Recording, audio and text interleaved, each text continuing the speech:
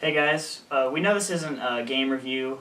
I know at the end of the last video we said that the next video is going to be a review of the Sega Game Gear, which it is, but we felt like we need to get a video up as soon as possible because so many of you guys subscribed and accepted our friend requests and left channel comments, watched the video, which was all really good. We didn't expect nearly that much to happen, especially this early on.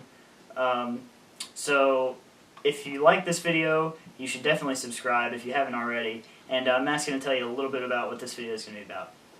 Alright, we're going to put up a couple videos where we talk about gaming stuff that we picked up. Mostly this video is just going to be talking about the Sega CD and the games that we got for it early this week, which is really awesome. So I hope you enjoy the video. So without further ado, let's roll on to the game pickups. Okay, well, the first game pickup that we got was the Sega CD. Now, I've been wanting this for a very, very long time. It's an attachment for the Sega Genesis, and it was Sega's attempt to keep the Sega Genesis alive to compete with the Super Nintendo back in the early 90s. And this was one of the first CD-based game consoles back in the time.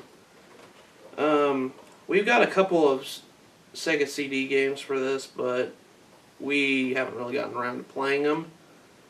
So if you guys could leave a comment and tell us any good Sega CD games, that, besides the obvious ones like Sonic CD and Snatcher and all those other ones, it'd be greatly appreciated.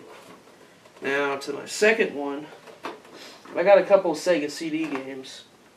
I only got two. First one was Microcosm for the Sega CD. It's in a pretty shafty case, as you can see. This game, I don't know, I got mixed opinions about it. It's a first-person 3D shooter. And it's really hard to get into it. Like, you don't know when you're getting hit or anything. And what really makes me mad is whenever you die in the middle of a level, you start back at the beginning of the level. Unless you get to the boss, then you start back from the boss area. But other than that, it's a mediocre game, to say the least. Now my second one is Ecco the Dolphin, The Tides of Time for Sega CD. It's the sequel to the first one on the Sega Genesis, and I don't know about this one. Like, I played the first one and I was really confused on where to go, and this seems like the same thing, except a few 3D special stages that you go through, which they made it look like you were jumping out of the water. I don't know about this one.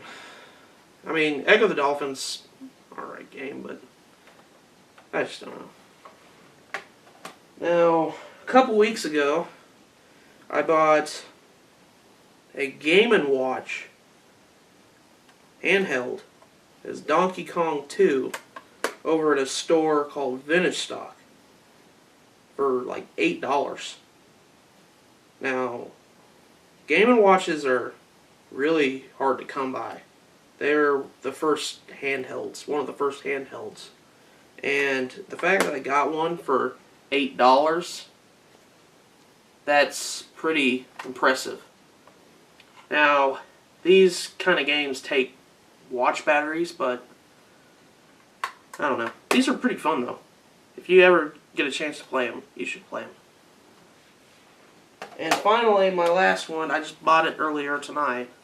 It's a game, an Atari 2600 game called Frogs and Flies.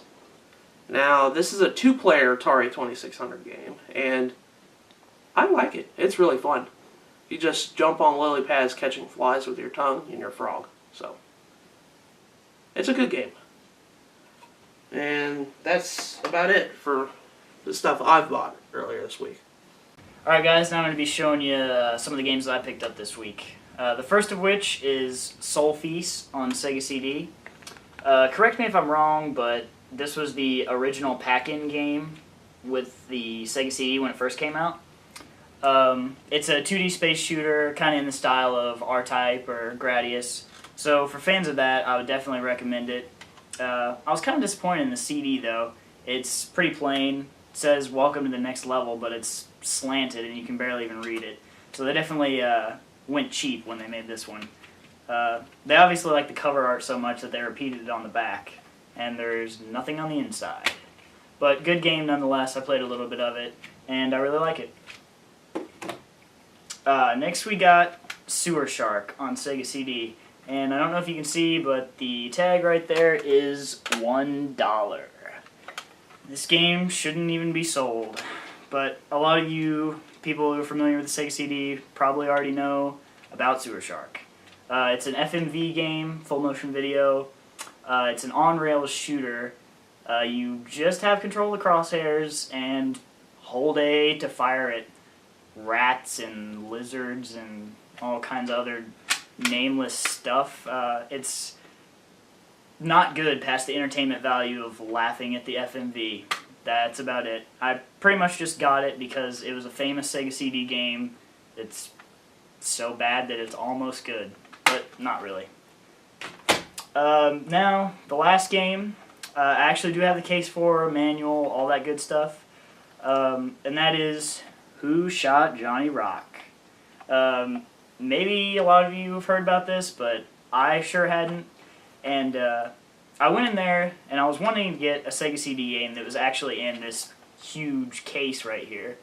And I was looking through, and they had some of the more common ones, NBA Jam, and then they had Sylphied, which I'm somewhat familiar with, and a lot of people tell me is a good game, and Robo Aleste, or however you say it. So they had those for less than $2. I almost got them, but then I saw Who Shot Johnny Rock, and kind of had to look at it because it just looked ridiculous. Yet again, another FMV game. The disc is in kind of bad shape, and when I tried to play it, it froze up about halfway through the first cutscene. So I don't know, I might need to get the disc cleaned or something. But I definitely want to do a review on this in the future, because this game looks pretty bad, and if anyone knows anything about this game that can tell me something about it, leave a comment or something, because I definitely want to know more about this game, especially since I can't play it. Okay guys, that was our first game pickup video. We'll definitely be doing some of these in the future.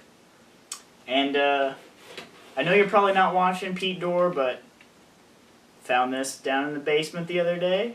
Banjo-Kazooie promotional VHS. Woohoo! We didn't have to pay anything for it. I know this was something cool in your gaming collection that you owned, and it's definitely in Matt's gaming collection here, and he owns it, so it's pretty sweet that we have it too, so there you go.